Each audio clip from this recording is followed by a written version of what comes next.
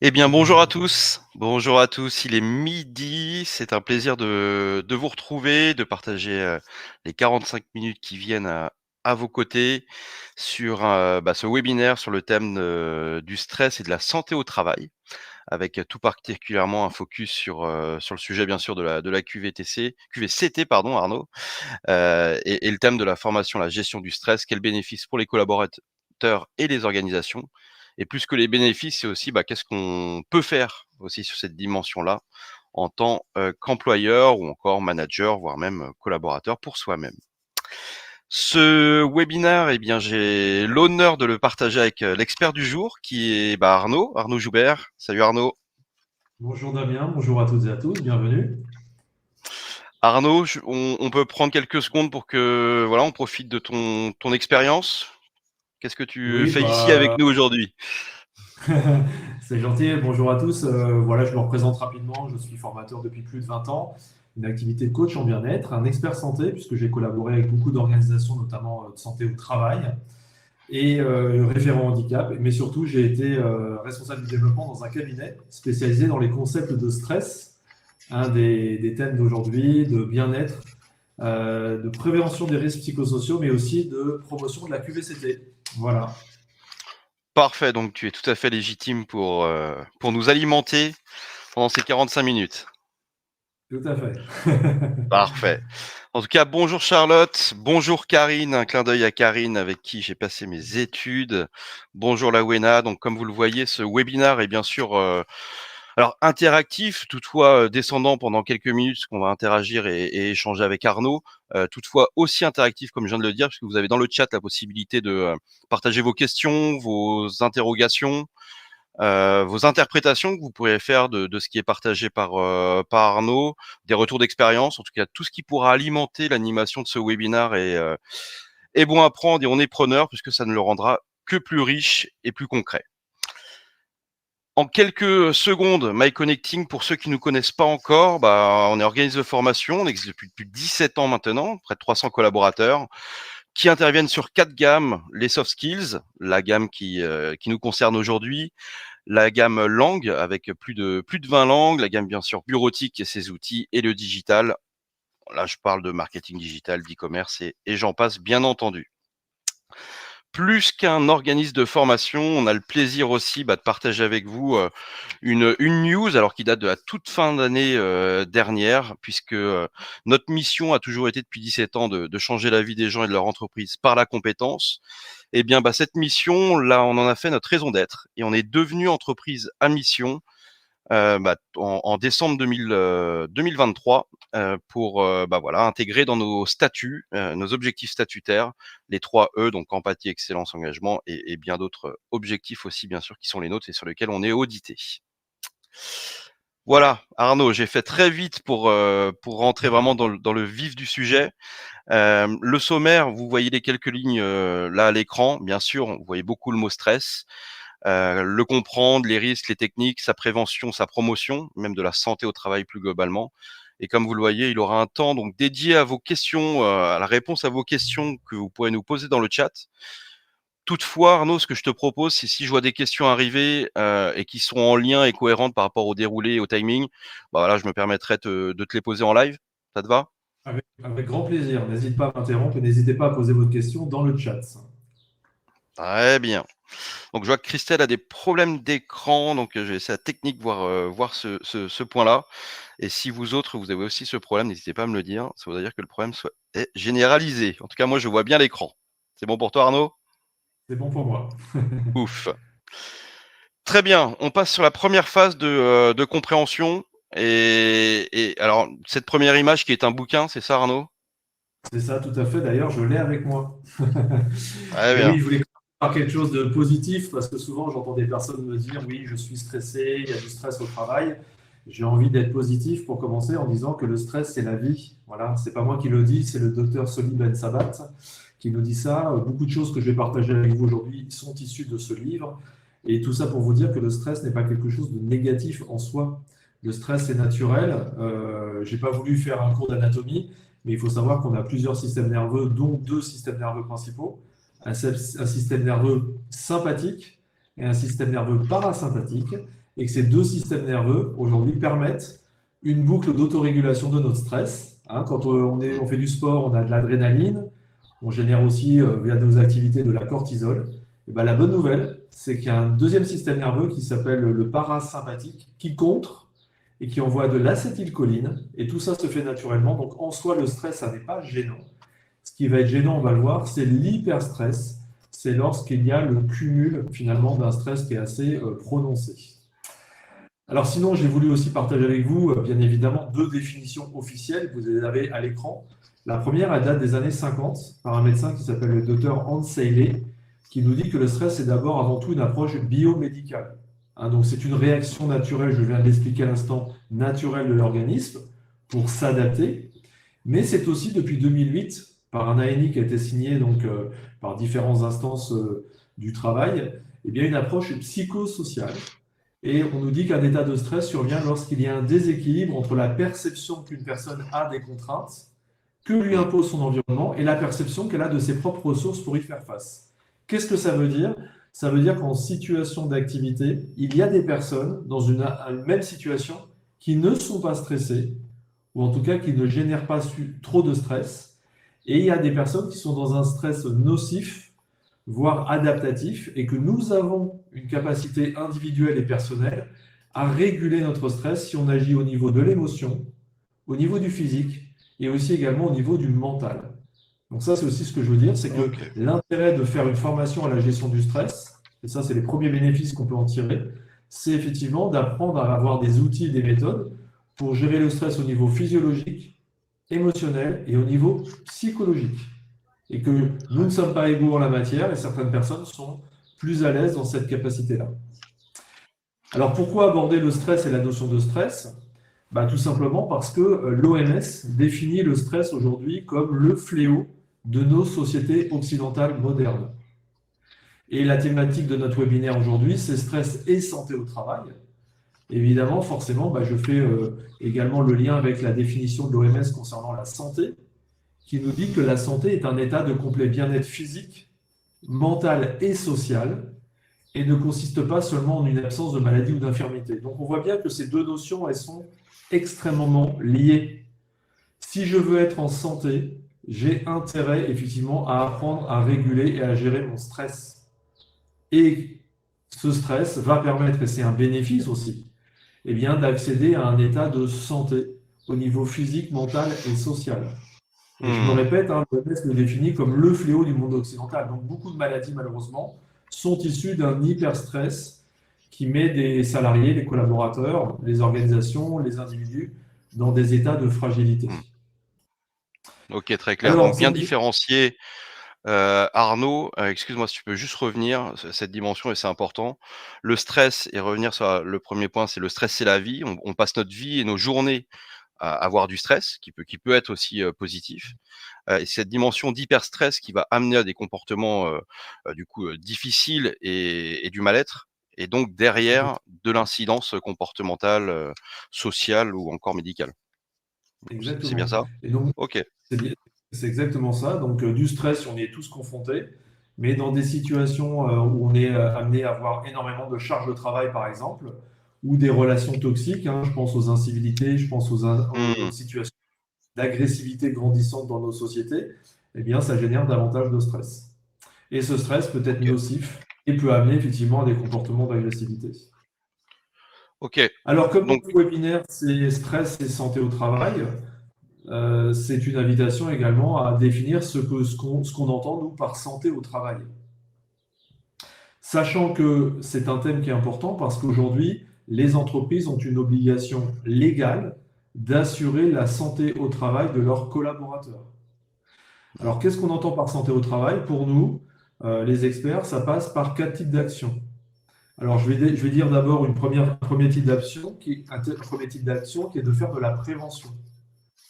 Donc ça, c'est en haut au niveau des schémas orange, faire de la prévention au niveau individuel et faire de la prévention au niveau collectif. Quand on parle de prévention, souvent, bah, au niveau individuel, ça va être justement de faire de la formation à la gestion du stress. Au niveau et le collectif, souvent, terme de plutôt. RPS, Arnaud? Alors, les RPS, c'est les risques psychosociaux. Mmh. D'accord? Donc, quand on agit au niveau collectif, on va être plutôt sur la prévention des risques psychosociaux. Et souvent, c'est dédié aux managers, hein, manager les risques psychosociaux, mais ça peut être aussi une sensibilisation ou une formation faite à tous les collaborateurs. Donc ça, Ok. c'est la santé, c'est d'abord de la prévention, mais la santé au travail, c'est aussi de la promotion. Donc c'est en bas de l'écran, qui consiste à faire de la promotion du bien-être et donc de la QVCT, la promotion de la qualité de vie et des conditions de travail. Donc on voit bien que dans notre thématique aujourd'hui, qui est la formation à la gestion du stress, faire des formations à la gestion du stress, c'est effectivement agir, au moins sur un des 4 niveaux, pour promouvoir et garantir la santé au travail des collaborateurs, même si ce n'est pas Hmm. suffisant, c'est-à-dire que c'est un premier élément déterminant. Très Alors, ce bien, qui est très clair. intéressant, Juste, pardon Arnaud, QVCT, donc qualité de vie et des conditions de travail, hein. tout à On le fait, voyait là. OK, et tout à souvent qui fait, était, plus communément connu sous le terme QVT, qualité de vie au travail, QVT. et voilà, maintenant Mhm. c'est plutôt QVCT avec le terme de conditions qui rentre dedans. Exactement, hein, ça a évolué en 2022. Très Alors, bien. ce qui est intéressant aussi à convoquer comme question, c'est aujourd'hui, qu'est-ce qui cause du stress au travail? Quelles sont les causes courantes que l'on identifie généralement au travail? Vous avez ici 5 grandes catégories qu'on retrouve d'ailleurs dans la prévention des risques psychosociaux aussi, qu'on appelle les classes de facteurs. Les causes, souvent, c'est le contexte organisationnel. D'où QVCT aussi d'ailleurs, qualité de vie et de conditions de travail. Donc, c'est tout ce qui pourrait fragiliser l'individu dans son poste de travail, hein. Ça peut être le contexte, ça peut être l'organisation du travail. C'est là où on peut retrouver par exemple les problématiques de TMS, hein, de troubles musculo-squelettiques, mais aussi de stress. C'est toutes les notions de contrôle, c'est-à-dire d'autonomie. Est-ce que j'ai un management, par exemple, qui est trop dans le contrôle ou pas assez dans le contrôle? Est-ce que je laisse suffisamment d'autonomie à mes collaborateurs? Troisième catégorie, c'est les signes de reconnaissance. Et je le dis souvent en ce moment, Pôle emploi il vient de faire une enquête comme quoi 57% des salariés estimaient encore aujourd'hui qu'il manque de signes de reconnaissance de la part de leur manager. Donc il y a un déficit de signes de reconnaissance positifs. Et ça peut être vraiment aussi une source de stress. Les relations, j'en parlais à l'instant, aujourd'hui on voit statistiquement des incivilités, des conflits de plus en plus grandissants dans nos sociétés, dans les entreprises, les organisations, comme les incivilités et les agressivités. Donc ça peut être vraiment source de stress. Et ensuite, il y a tout ce qui est lié à la tâche, c'est-à-dire la sous-tâche ou la surtâche. On est plutôt souvent en surtâche, en activité beaucoup trop importante. Et bien ça, on va dire que globalement, ce sont les causes courantes du stress au travail. Donc l'action va être aussi d'intervenir, pas seulement au niveau individuel, mais aussi au niveau collectif et au niveau organisationnel. Donc là on touche, c'est intéressant de le voir, parce qu'on touche, quasiment tous nos bestes en termes de thèmes de formation. Si tu peux juste revenir Arnaud, s'il te plaît? Puisque et vraiment c'est intrinsèquement lié à toute la dimension soft skills qui sont, ultra sollicitées aujourd'hui, puisque le contrôle, le contexte organisationnel, on est vraiment dans le cadre, managérial, très souvent, sur cette dimension-là. La reconnaissance, tu en fais partie de nos formateurs qui interviennent dessus, mais il y a une explosion, je prends le terme de sollicitation sur le thème du feedback, qui est aujourd'hui, de la part des entreprises, et feedback tant, descendant que ascendant, et ça, c'est intéressant. C'est Mhm. enfin une nouvelle arrivée de ce point, c'est-à-dire que d'aller, donner du feedback à un manager aussi, c'est important, donc que les managers aillent chercher du feedback. C'est un peu nouveau, alors, ça existait déjà auparavant, mais je trouve que le sujet s'accentue, et toute la dimension relationnelle et puis, le travail en lui-même, le sujet du sens et de savoir, qu'est-ce que l'on fait, pourquoi on le fait et à quoi ça sert. Voilà, c'est un gros sujet pour les organisations aujourd'hui. Tout à fait. Mais tu fais bien d'insister sur le rôle primordial du manager là-dedans, qui est Ouais, peut-être aussi source de stress ou justement de bien-être au travail. ouais. Alors, avant de continuer sur les bénéfices et les avantages pour les collaborateurs, les organisations de la formation et la gestion du stress, ce qui est important justement, c'est de noter, en tout cas de faire un focus sur les risques qui sont liés au stress au travail. Alors, on vient de voir les causes, maintenant c'est les risques. Les risques, très, très simplement, les impacts du stress sur l'individu, c'est quoi? C'est d'abord des risques physiologiques, c'est-à-dire des impacts au niveau physique, hein. Le stress, aujourd'hui, on le sait, l'OMS le dit, est générateur de signaux faibles, mais surtout de symptômes, puis ensuite de maladies, hein, qui adviennent sur le corps, tout simplement.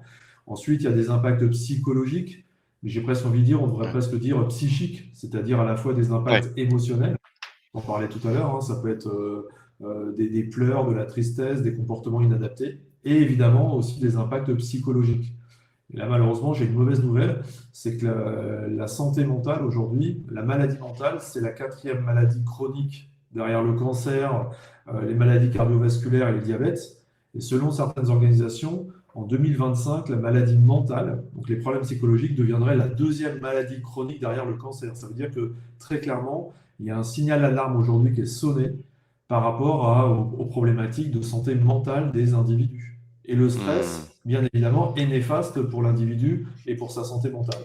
Et ensuite, on retrouve un troisième impact, c'est tout ce qui est de l'ordre comportemental, qui fait que certains individus, face au stress ou à l'hyperstress, eh bien, vont avoir des comportements d'agressivité, de manipulation, voire de passivité. Tout ce qu'on retrouve dans les comportements en refuge. Donc on voit que Exactement. c'est pas anodin cette histoire-là et que, évidemment, gérer et faire des formations à la gestion du stress, eh bien, évite, et c'est un des bénéfices, tous ces impacts négatifs, que ce soit au niveau physiologique, psychologique ou les aspects comportementaux. Très bien. Merci Arnaud pour ce lancement. On arrive au premier sondage de ce webinaire sur lequel on sollicite votre intervention. Sur une question, y a-t-il au sein de votre organisation des formations organisées sur la gestion du stress? Une réponse au choix parmi 3 propositions. Non, pas du tout. Un petit peu. Oui, c'est un vrai sujet. Là, c'est à vous, à l'auditoire, de répondre. On vous laisse répondre.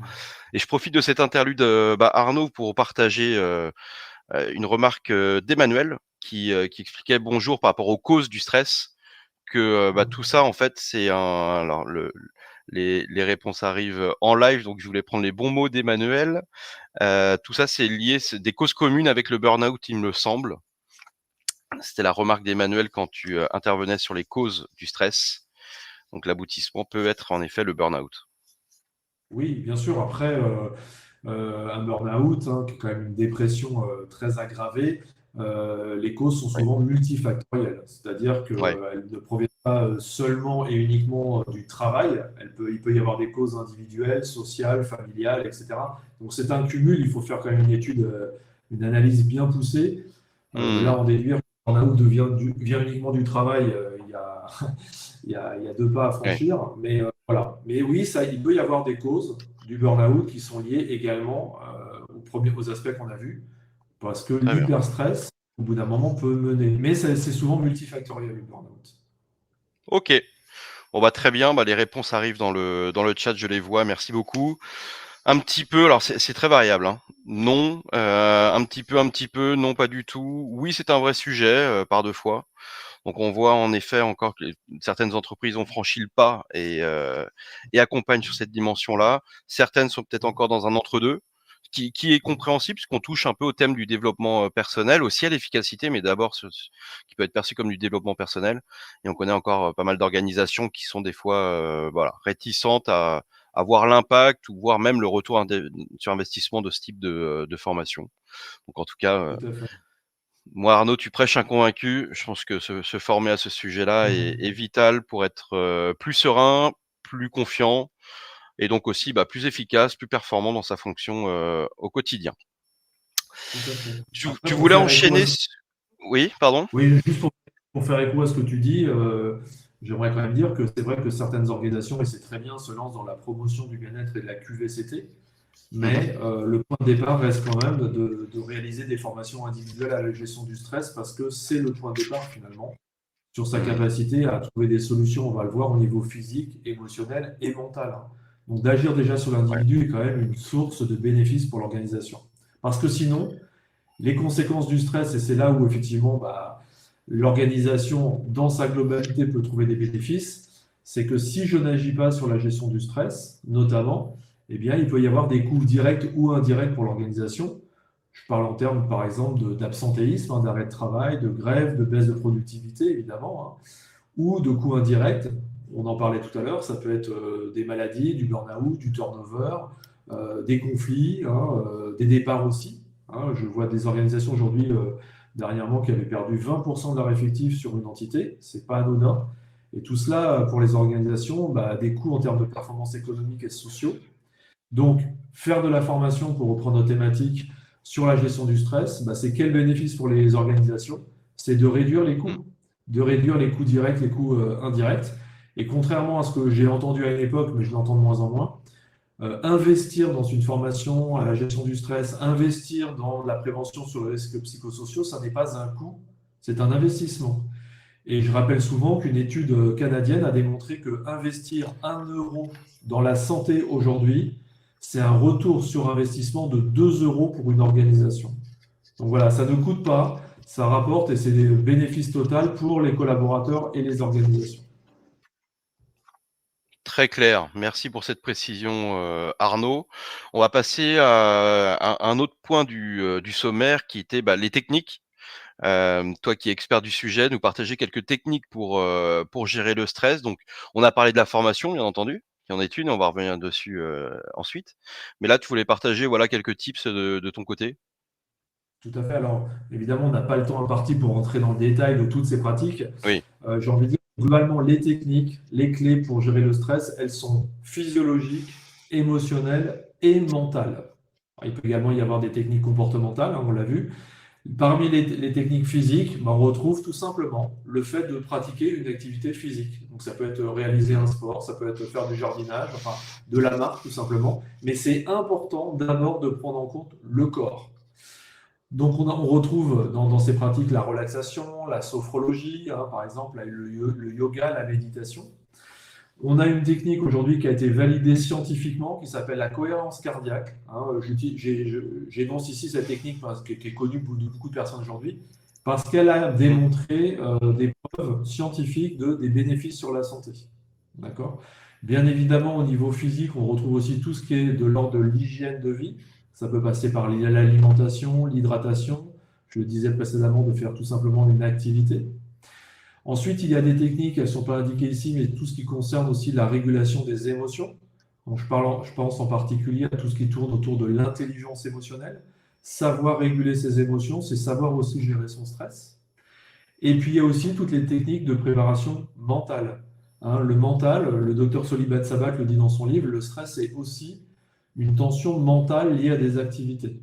Donc, il faut apprendre à se détendre, il faut apprendre à se relaxer et on peut être également formé à toutes les thématiques de psychologie positive qui aujourd'hui aident beaucoup les individus sur le fait de bien gérer leur mental. Voilà. Donc on a 3 grandes catégories, physique, émotionnelle, mentale, qui peuvent être effectivement mises en œuvre pour mieux gérer son stress. Et j'ajouterai à ça toutes les techniques qui peuvent participer à avoir de bonnes relations saines. Je pense en particulier aux formations sur la communication assertive, par exemple.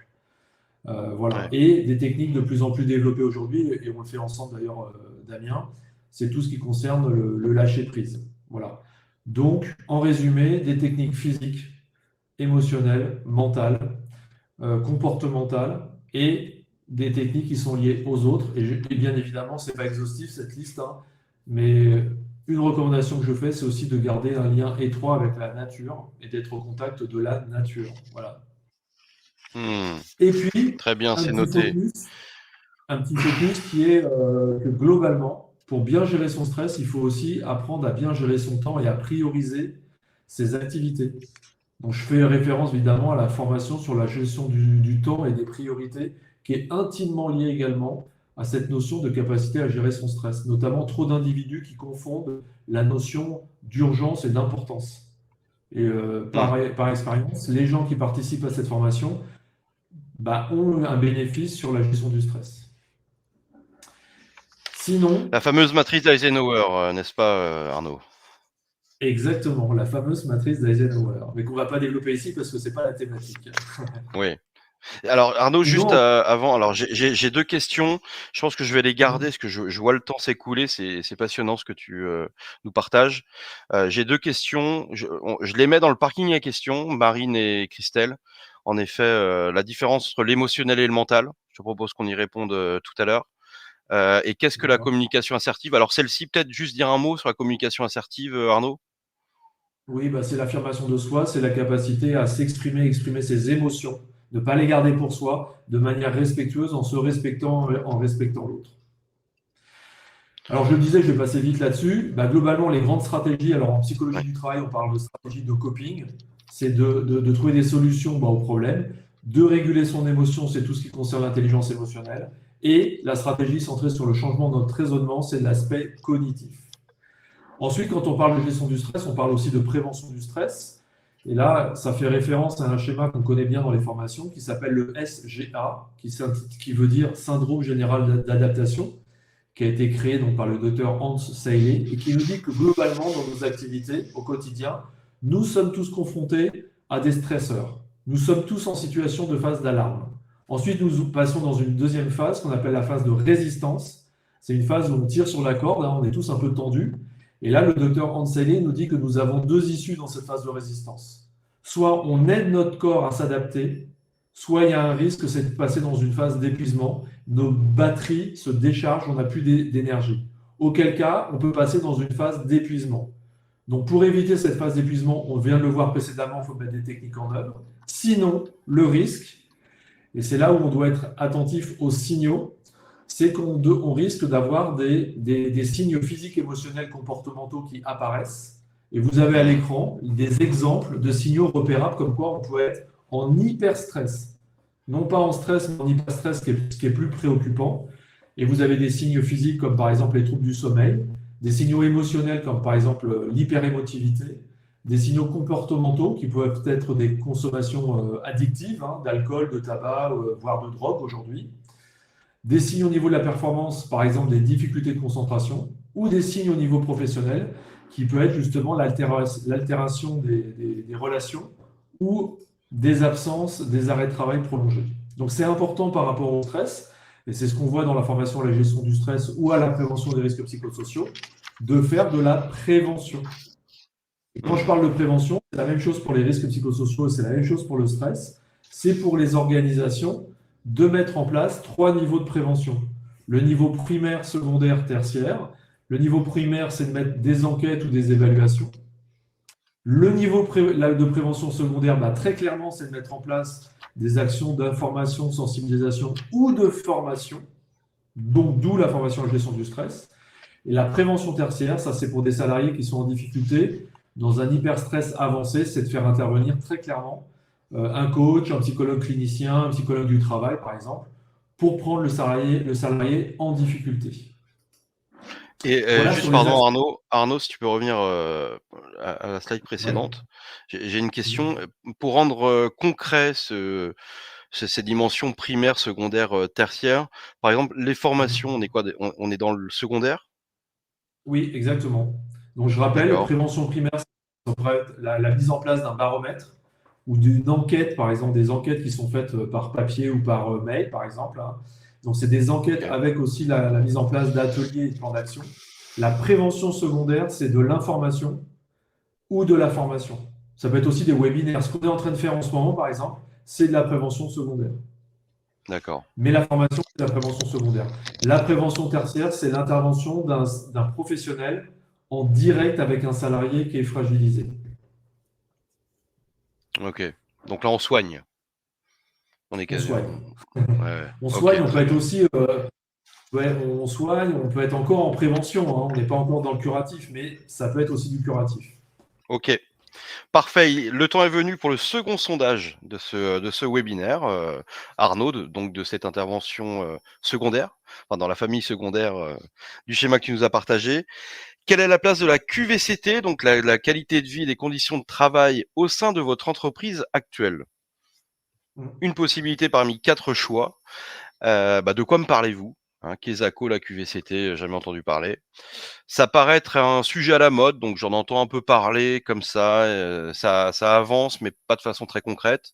Des actions sont mises en place, ou alors nous avons vraiment une politique engagée sur le sujet, avec du coup des actions concrètes qui sont mises en place par votre entreprise ou au sein de votre entreprise, ou même pour vous-même, pourquoi pas, hein, bien sûr, s'il y a des dirigeants indépendants, c'est tout à fait possible.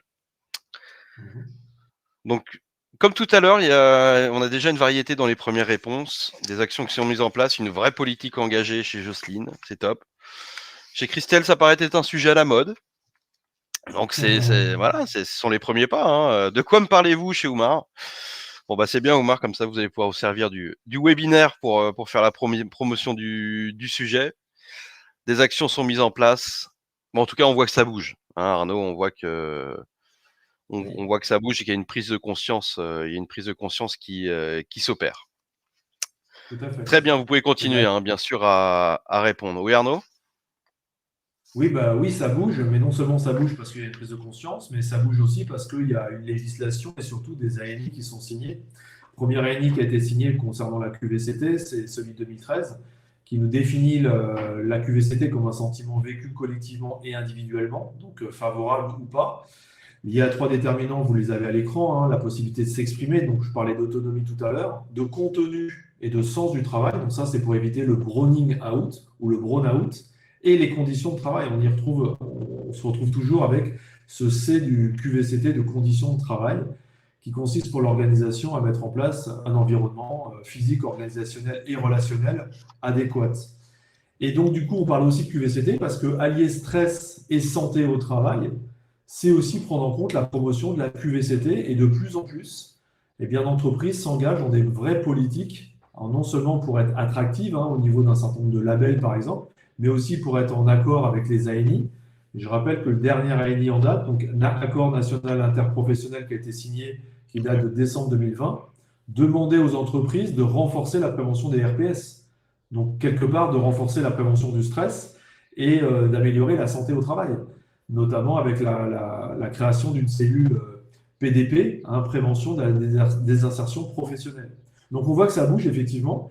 Et quand on regarde les ingrédients, les éléments qui constituent la qualité de vie et les conditions de travail, on retrouve quoi comme éléments fondamentaux? Le contenu du travail, on retrouve les relations au travail, donc d'avoir un climat social qui soit favorable. Les notions, tu l'évoquais tout à l'heure, Damien, qui sont liées au management, l'égalité professionnelle pour tous, mais surtout la santé au travail, donc qui consiste effectivement à faire de la formation sur la gestion du stress pour pouvoir prévenir et garantir un bon état de santé, mais aussi et surtout les compétences et le parcours professionnel. Donc ça veut dire que plus on forme les salariés, et notamment à la gestion du stress, mais j'ai envie de dire à toutes les thématiques, moins il y a de stress. Et moi, je peux dire aujourd'hui, avec plus de 30 ans d'expérience, que plus on a de compétences, plus on est formé, moins on a de stress. Et la Mmh. formation en soi est une action de prévention au stress, aux risques psychosociaux et à la promotion du bien-être et des qualités de vie et des conditions de travail. Donc, c'est plus on a de compétences, moins on est stressé. Ça, c'est une réalité que tout le monde peut retrouver dans son quotidien et dans sa réalité. Arnaud, un tout petit aparté, mais j'ai une question aussi là-dessus. C'est deuxième question et autant pour moi, j'ai omis de répondre à la première. Le support Gwenaella, pardon, le demande. Vous pouvez le télécharger en live, hein, directement via l'outil. Donc voilà et même réponse pour la personne qui l'a posé bien sûr tout à l'heure. Arnaud, oui, j'ai une question par rapport à ce fameux ANI, et donc de la responsabilité des entreprises qui sont engagées. Quelles sont les conséquences si on ne fait rien? Ça, c'est une question que je me pose comme ça en Ouais. t'écoutant. Qu'est-ce qui se passe? Déjà, il faut savoir que la première obligation légale, c'est quand même de remplir le DUERP, ce qu'on appelle le document unique d'évaluation des risques professionnels, dans lequel on retrouve notamment, par exemple, les risques psychosociaux. Et ça, c'est une obligation pour toutes les entreprises qui ont au moins un salarié. Donc, autrement dit, que ça concerne D'accord. quasiment tout le monde. Ça, c'est la première chose. Sinon, la pénalité, c'est 1 500 euros d'amende, voire 3 000 euros plus tard si c'est renouvelé.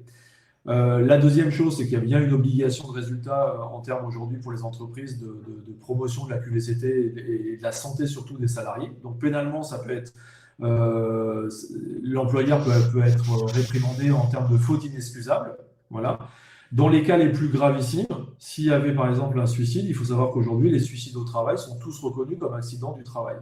Donc on a tous en tête euh, des cas extrêmes, mais malheureusement qui ont existé, que ce soit avec France Télécom, que ce soit avec Renault ou d'autres organisations, qui ont été pénalement pénalisés, mis en justice pour Mmh. déficit de mise en place de moyens et de résultats par rapport à la santé des collaborateurs.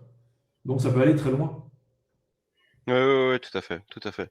Non, merci pour cet éclaircissement puisque, en effet, en entendant parler de termes comme, accord national interprofessionnel, document unique, hein, le DUERP, derrière, c'est vrai que les Mhm. entreprises souvent, n'ont pas, en tête les conséquences qu'il peut y avoir, bien entendu. Tout à fait. Et après, je le disais aussi tout à l'heure, les conséquences, c'est de toute façon, au bout d'un moment, bah, il y a des conséquences, des coûts économiques directs, indirects, il y a une mauvaise ambiance au travail, mauvais climat social, des arrêts de travail. On sait ces dernières années qu'on est passé de 14 jours à 17 jours.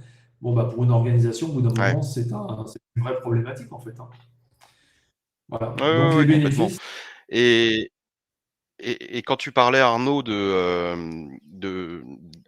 gain de sérénité, tu vois? C'était un mhm, échange super intéressant que j'avais avec un de nos partenaires, pas plus tard qu'hier, qui voyait pas la pertinence de se former à des outils digitaux, mais même les plus basiques, hein, Excel, Word, Teams aujourd'hui ou Google, si on est sur la suite Google, et c'est vrai que peu d'entreprises, voire même peu de collaborateurs aujourd'hui ont conscience que, ne pas maîtriser les outils qui sont aujourd'hui les outils digitaux, on est bombardés aujourd'hui, on travaille, tous sur du digital. Là, on est en webinaire, faut savoir utiliser le chat, faut, savoir, partager un document sur Teams. On va me demander de travailler, mettre des modifications sur un document en ligne et la formation à ces outils-là, on omet souvent tout le gain de sérénité que ça procure. Le gain de performance, oui, bien entendu, mais ce gain de sérénité, c'est-à-dire, si je sais gérer les outils, ouais, je suis serein et au moins je vais passer mon temps à créer de la valeur plus que, d'aller sur Google ou un autre moteur de recherche pour aller savoir, comment, faire ma fonction ci dans une colonne, quoi. tout à fait. Tu mets de l'eau à mon moulin, encore une fois, mais moi je répète constamment que la première chose à faire, c'est d'être compétent sur un certain nombre divers et Ouais, variés de techniques, hein. Ça peut être de la technique, de la connaissance métier, de la culture générale. Plus on a de ouais, compétences, ouais. moins on est stressé, moins on est stressé, plus on est efficace et productif. Et donc du coup, ça a fait écho à ce que nous on promeut évidemment, qui est Mmh. de promouvoir la gamme QVCT au sein de MyConnecting, mais pas que, à la fois à destination des Ouais. collaborateurs et des managers. Alors peut-être que tu veux en dire un mot, Damien, sur cette gamme. Bah, oui, alors elle existait, pas en tant que telle, déjà l'année dernière. Mhm. Pour autant cette année, on a pris le virage d'en créer une tout particulièrement parce qu'on est, comme vous le savez, nous, entreprise à mission et ça, ce sont des sujets qu'on porte en interne, et ce sujet au sein de nos entreprises clientes et partenaires, est aussi devenu, comme vous l'avez dit dans le chat, un sujet clé dans l'attractivité, dans la rétention aussi des collaborateurs, dans l'accompagnement sur de la mobilité ou demain sur du reskilling, puisqu'on voit les métiers qui évoluent, sans cesse. Je pense qu'on en est qu'au début. Donc en effet, il y a toute une offre dédiée aux collaborateurs. De la prévention, jusqu'à, de la gestion opérationnelle, hein, de surcharge. Tu parlais de la gestion du temps. Je pense que le temps aurait sa place aussi dans cette sous-gamme. Et pour le management, alors au-delà des managers, hein, puisque souvent c'est même un sujet pour moi de top direction, de codir, de comex, sur les RPS, sur, comment j'incarne cette dimension de QVCT dans mon management. Et un sujet, alors faire face au risque de burn-out, il y avait eu ce mot qui était intervenu dans le chat. Je vais juste vous partager, là, on a encore quelques minutes, mais, il y a 5 ans, il y a même 3 ans, le terme de burn-out sur des programmes de formation, sur, même en interne dans nos entreprises était quasiment, tabou, voire banni. Et depuis, quelques mois, en tout cas 1 an, mais la tendance s'accentue, ce sujet rentre dans les, comment dire? Dans les feuilles de route des managers. Et je trouve même, et là-dessus j'aimerais bien avoir ton retour Arnaud, je pense qu'on oublie aussi toute la pression portée par les managers. Souvent on dit: «Bah oui, c'est, le rôle des managers dans la prévention est importante pour les collaborateurs», mais on oublie aussi souvent, la pression qui est sur les managers. Hem, voilà, je pense que cette sous-gamme manager a toute sa place au niveau de la QVCT. Oui, tout à fait, mais tu viens de le souligner, quand on fait les formations sur le management des risques psychosociaux, on prend bien effectivement cette précaution de dire que les managers ne doivent pas porter à eux seuls la responsabilité du risque de burn-out ou des risques psychosociaux, et que le manager est un Ouais. acteur parmi les acteurs, mais que tout le monde est acteur de la prévention, tout le monde est acteur du bien-être et de la qualité de vie et des conditions de travail, et que justement, ils doivent se faire aider de ressources parce que ce sont ni des assistantes sociales, ni des psychothérapeutes, ni des psychologues, etc. Donc ils peuvent intervenir à leur niveau, mais ce sont des acteurs parmi d'autres acteurs. Alors tu m'as dit tout à l'heure, Ouais, Damien, ouais. qu'il y avait des questions, donc peut-être qu'il y a des questions ouvertes. Il nous reste quelques minutes, j'aimerais Alors y répondre. oui, ouais, j'en ai 2 là qui sont, que j'ai sous la main. Juste avant, je voulais juste faire un petit aparté sur un thème qui est lié, qui me tient beaucoup à cœur, tu le sais et d'autres dans l'auditoire aussi le savent. Tout le travail et l'accompagnement sur la connaissance de soi. Je pense que c'est aussi un point qui est fondamental, qu'on oublie beaucoup. Se former à la gestion du stress quand on ne se connaît pas, oui, c'est bien, mais si on veut aller beaucoup plus loin, d'abord travailler sur la connaissance de soi. Ça paraît simple, mais c'est très dur de bien se connaître. Donc voilà, je voulais mettre ce petit mot-là sur la connaissance de soi. C'est pour moi la première des soft skills. Et derrière, on peut aller plus loin. On peut développer du comportemental, du relationnel, du personnel, de l'efficacité. Mais avant tout, bien se connaître, c'est important. Voilà. Tout à fait. Une question. Donc, une première question. Quelle est la différence entre l'émotionnel et le mental? Bah, l'émotionnel, j'ai envie de dire, pour simplifier l'explication, ça se situe au niveau du ventre. Donc, enfin, Ouais. l'émotionnel, on va ressentir des choses, donc des émotions, par définition, qui peuvent être par exemple la joie, la colère, la peur, la tristesse. Donc, ça, c'est les émotions de base, et après, il y a des déclinaisons. Et scientifiquement, j'ai envie de vous dire, ça intervient au niveau du cerveau limbique. Donc, c'est ça l'émotionnel. C'est qu'est-ce Mmh. que je vois un enfant, j'ai une peur. Bah, la peur, c'est le registre des émotions. Le mental, c'est tout ce qui est de l'ordre de la pensée, donc des aspects cognitifs. Alors, ce matin, j'avais une visio, il y a un participant qui me dit oui, Descartes, il a dit je pense donc je suis.